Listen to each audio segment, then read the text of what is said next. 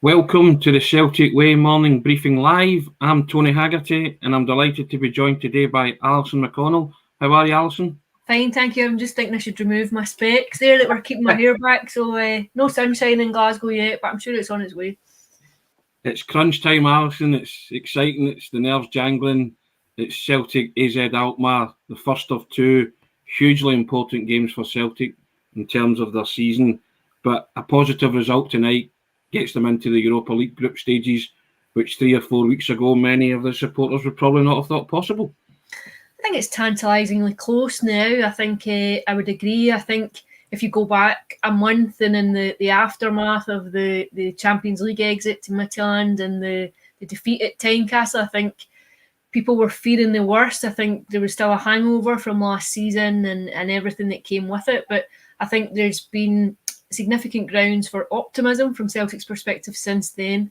I think you can see there's a clear blueprint, there's a clear identity about the team and how they wish to play, but I would still say that it's fairly precarious and finely balanced ahead of tonight's game. I think we would all accept that a goal in the favour of either team changes the complexion of it entirely. I think Celtic will want to go and get a goal just to give them a bit more assurance of going through and just putting the tie psychologically as much as anything just out of the reach of Alkmaar. But I think obviously then too there's a danger that you maybe leave things open a bit at the back. And I think it was a kind of topsy-turvy game at Celtic Park in the first leg. I think Alkmaar showed a bit of threat. I think there was a couple of important saves from Joe Hart and I think there will be a threat tonight because it's their last throw of the dice, really. If they want to progress, they will need to come out of the traps quickly and try and put a goal back and put Celtic under pressure.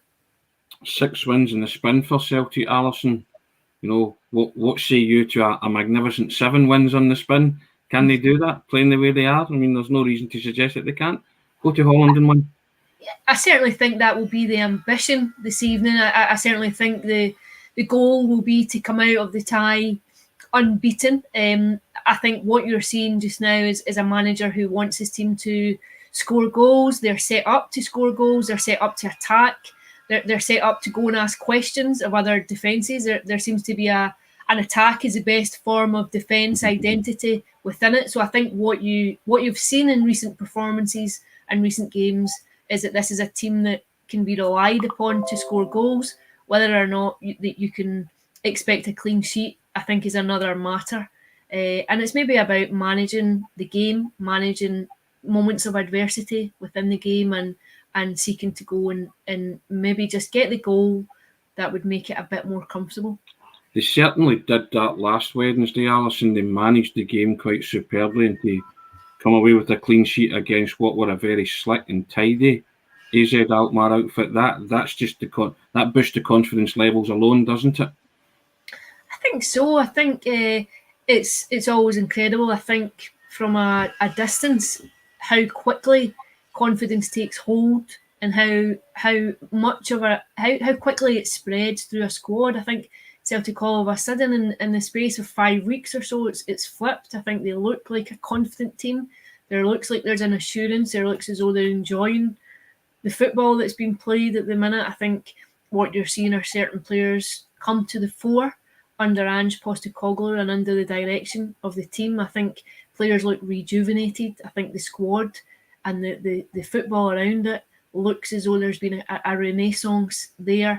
And I think the ambition now is to go and test just how far they've come. And in that respect, I think tonight and then Sunday's game will give you a decent indication of just where they're going and what work is still to be done.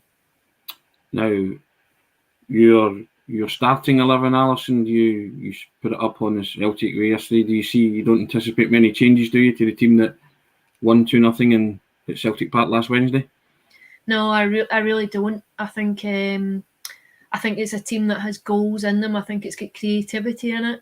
I think Callum McGregor in that deeper midfield role lends an element of stability to the back four whilst also linking play from middle to front. I don't anticipate too many changes. I think Tom Rogic has reaffirmed what many people have seen in glimpses, but in recent performances, I think he looks again like a player who's enjoying his football. I think he looks as though he's still got much to offer at Celtic, which is a surprise, I think, to some people. I think the expectation might have been that his time at Celtic in that particular chapter in his career might have been drawn to a close, but all of a sudden he looks like a player with a pretty big part to play under the new manager. I also think that he'll start with the same starting 11, 1-2-0 at Celtic Park last week. I just think it's a lineup that kind of picks itself at the minute, doesn't it? It's arguably Celtic's strongest lineup. Maybe add Forrest back into that mix at some point, but certainly the last few weeks they've shown that they're the strongest starting 11. I think it's very difficult to leave players out when they're playing well. I think David Turnbull scored a hat-trick at the weekend. You would have to anticipate that he keeps his place. We've spoken about Callum McGregor.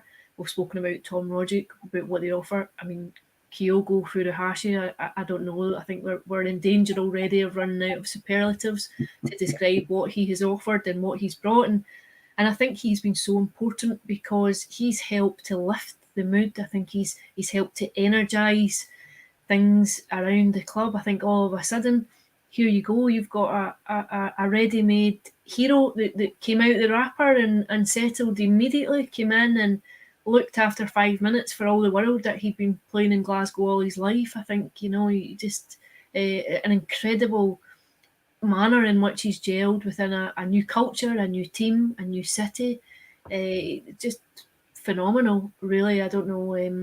I think he's a player that everyone will expect so much of going forward, but I think he helped to just lift the mood entirely. And I think you'd also have to say that Leo Abada too has been an excellent addition to the squad. I think you have to remember he's 19, a very young player. Again, similar background, coming from a different league, a different culture, coming to Glasgow and made a fairly swift impact too, and has already contributed with goals in pretty big games, which would augur well for him going forward too.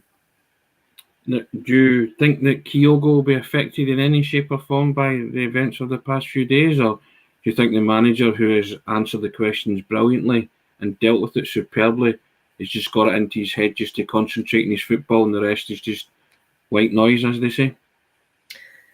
Depressingly enough, I think it's probably not the first time in his life that he'll have had to cope with something as unsavoury and distasteful as that. I suspect it's an experience he may have gone through before, and will have known similar experiences in life. I don't think it will affect his football. I think he's probably resilient enough to get on with it. But that's not to diminish it in any way, shape, or form. I think it must be exhausting to have to deal with things like that. Yeah. And probably very tiresome too. But I think certainly it would never have been in question that his manager had his back. But I think the way that Ange Postecoglou spoke about it was particularly impressive. I thought he spoke very well on it. And I'm fairly sure that his colleagues in Lennoxtown would have had equally strong words too. You see the way Kyogo plays, he just plays with a smile on his face, doesn't he? And as you say, I think that's endeared him already to the Celtic supporters. His goals apart, he just looks like a happy player who has found a spiritual football home. He looks like a player who enjoys what he does for a living. But let's be honest, I think you need more than that. If you're going to succeed at Celtic, you need more than a happy demeanour and a smile on your face. And the real endearment has come through performances. I think his level is high. I think he's a very talented, he's a quality footballer. He's been an impressive addition to the squad. And I think people recognise that immediately. I think he came off the bench that first league game at Tynecastle. I think he'd just come off the plane, was introduced, and the game had already passed him by, really. But then I think really that the following week, just the impact was immediate. And I think people aren't fools. I think football fans know a player when they see one, and I think Celtic fans know what they've got now. Now, do you think Ange Ball will be in full flow tonight, or do you think they'll adopt a wee bit more cautious or pragmatic approach, as a few of the commenters are saying? I've not heard anything from Ange Postecoglou that would incline me to believe that he would compromise at all on an attacking football philosophy. I don't think the word pragmatic might be in his vocabulary. I would expect the same philosophy. I think we can argue about the merits of that for certain games, and particularly in European games. But I think it will be the same attacking manner. I think he'll want to go for goals because that's what his remit is all about. It's about the identity he's fostering. I would qualify that by saying I think there has been consideration to how the team is set up. I don't think it's an all-out gung-ho attack. And Sean and I spoke about this yesterday too, that there has been consideration given to the defensive side. But I don't think there's any question just now that Celtic's strengths lie from middle to front. And I think not only will he stick to his own philosophy, but he'll play to the strengths that he sees within his team. You also touched upon it earlier that you think Celtic will probably go for that quick goal to try and kill it as early as possible, to be 3 ahead in the tie, which would give them a real stranglehold in it. Yeah, I don't know if it necessarily has to be a quick goal, but certainly I think that they'll look for the goal. I think they'll certainly want to add to the lead, because if you can go 3-0 up in the tie, I think it offers you a pretty good cushion, a fairly significant cushion, and Alkmaar know that they've got a fairly arduous task to get back in, whereas obviously the converse is true. The flip side of that would be that if Celtic were to concede an early goal, it might make for quite an anxious evening. And we've not really seen the Celtic team play with some anxiety for a few weeks. We've not seen those questions come in. So I think it would be quite interesting to see how they would react to that and how they would cope with it, and whether or not the mentality is still quite fragile, or whether the goals that are in the team have fostered a resilience within the side and fostered a belief. There's a real mindset and belief within the supporters that Celtic can go to Holland and win, Alison, and I say you contrast that to just a few weeks ago when they did lose to Midtjylland and they lost to Hearts. It's a measure of how far they've come in just a few short weeks, as you say, under Ange, in playing in the style that they are. The supporters are now confident that not only can they go to Holland and score, but they're also talking about going to Holland and winning both these legs, and put themselves in the Europa League group stages, which should be a minor miracle for Ange, given from the start that he had. He had a very difficult start. I think there were quite obvious frustrations about wanting to get players in quicker, while obviously he was understanding the magnitude of the European challenges that lay ahead. And also too, it was a fairly fraught domestic start too, when you look at the calendar and the league campaign and the League Cup ties. I think it was a big month. I think August is a fairly significant month for Celtic in terms of setting a tone for what follows. So I think there is definite optimism. I think much of it has come from supporters having an affinity with the manager and how he wishes to play. They've seen it in action. It's not just rhetoric. They can see the early indications of the team trying to produce the kind of football that he wants to play, and they're enjoying it. It's the kind of football that the club has been renowned for, that they want to see. And I think too that after last season and the chaos that ensued, and the manner in which the club seemed to unravel and the team unravelled, I think people were probably desperate to have something to hang their hat on. They were keen to buy into something, to see that there was this new chapter coming, and I think the early evidence would be that it's there.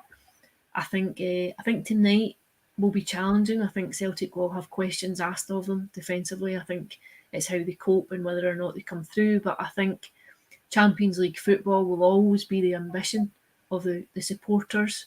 It will always be, I suspect, where the club want to be, not just for the riches, financial that it brings, but also for the prestige it brings. But when you can't have it, I think it's important to go and try and secure second-tier European football, because it gives you exposure to a decent level of football. I think it adds another layer to the domestic season. And I think Celtic would be desperate to continue in some form of continental competition at a decent level. And also as well, Alison, as you say, these two games, massive gauges of where Celtic have come from. But if they could win them both, would set them up brilliantly, wouldn't it? For just get into the international break and after. But it's a big test for Celtic, these two games now, isn't it? And if they can get into Europa League group stages, that give them the confidence to go to Ibrox, believing that they can go there and win, despite the fact there's no away supporters. I think tonight will be significant in that. I think it'll definitely have a part to play. I think ideally you'd want to be going to Ibrox knowing that you've made the progression into the Europa League. I don't think you want to be picking over the bones of another exit. I think it would just prick the sense of optimism that has engulfed the club in the last few weeks. I think it would sow the seeds of doubt. I think you would want to avoid that if possible. I think they'll be wary of being overly distracted by Sunday's game and everything that's going on around about it. I think there will be a focus on tonight and then preparing for that game come tomorrow. But what you would have to say is that a month ago, Celtic fans would have been looking at that game with serious trepidation about going to Ibrox and possibly fearing the worst. We know they've not won there for 2 years. He didn't beat Rangers at all last season. I think that was the first time in more than 20 years he hadn't beaten Rangers over the course of the campaign. And I think a month ago people might have feared that wasn't in any way of about to become corrected. But I think now it's different. I think the complexion around the team is different. I think the hiccups that Rangers have had have maybe just reminded people that the gap isn't quite so big as what they might have suspected or some might have thought. And certainly they go to Ibrox with an optimism that you wouldn't have predicted a month ago. Also as well, I believe if they get into the Europa League group stages, I think it'd be a wonderful achievement, just personally for Ange at this moment in time and at this moment of his Celtic reign. And if he goes and beats Rangers at Ibrox, then, he'll be carried shoulder high down London Road probably already. But, he's got to keep building on that, hasn't he? It's two big games, but two big games don't make the season. He has to keep going on and getting that consistency and performance from the Celtic players.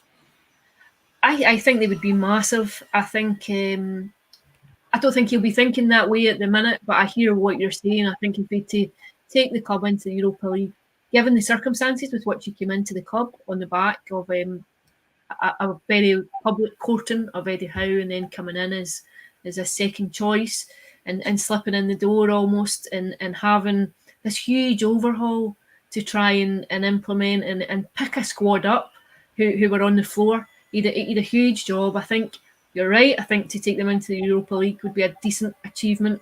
I think to go to Ibrox and win on Sunday too would just cement the progress that's been made in the first few months. And I think if you actually look back and go through all the stats of the opening derby of the season, it can be particularly significant in who goes on to win the league title. I think it's very important for all manner of associations. I think and least of all among that, I think is just the confidence that it would sow within a team who seem to believe that they're back on the up again. I think if you go to Ibrox and you win, I think that fosters that belief, an incredible amount of belief, and really just aids the momentum of a team who look to be going in the right direction. I couldn't agree more, Alison. And as you can see at the bottom, you can subscribe to the Celtic Way now for only $2.99 a month and support top quality journalism covering the team that you love. Now, we'll end this here and we'll just say good luck to Celtic tonight, Alison. Hopefully they can get a positive result, and no doubt we'll discuss this in the coming days. Thank you for joining us. Thank you.